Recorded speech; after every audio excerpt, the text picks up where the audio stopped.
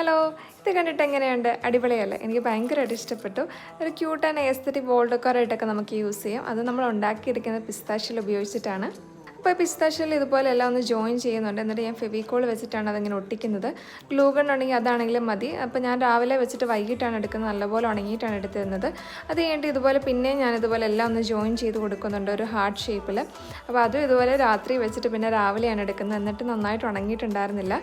ഞാൻ ആദ്യം ഇതുപോലെ ഒന്ന് വെച്ച് നോക്കി. അത് കഴിഞ്ഞിട്ട് ഞാൻ ഒട്ടിക്കാൻ നേരം ഇത് മറിച്ചിട്ടിട്ടാണ് ഒട്ടിക്കുന്നത്. അപ്പോഴാണ് കുറച്ചുകൂടെ നന്നായിട്ട് നമുക്കത് സ്റ്റിക്കായിട്ടിരിക്കത്തുള്ളൂ. അത് കഴിഞ്ഞിട്ട് ഞാൻ പിന്നെ കളർ ചെയ്യാനായിട്ട് ഞാൻ അക്രലിക് ബ്രൗൺ പേസ്റ്റൽ ഷെയ്ഡ് വാങ്ങിയിട്ടുണ്ടായിരുന്നു. പക്ഷേ ഞാൻ ഉദ്ദേശിച്ച ഷെയ്ഡ് അല്ലായിരുന്നു. അപ്പോൾ പിന്നെ ഞാൻ ഓടിപ്പോയി 2-3 നെയിൽ പോളിഷ് വാങ്ങിയിട്ട് ഞാൻ അതിനകത്ത് ലാവൻഡർ ഷെയ്ഡാണ് സെലക്ട് ചെയ്തത്.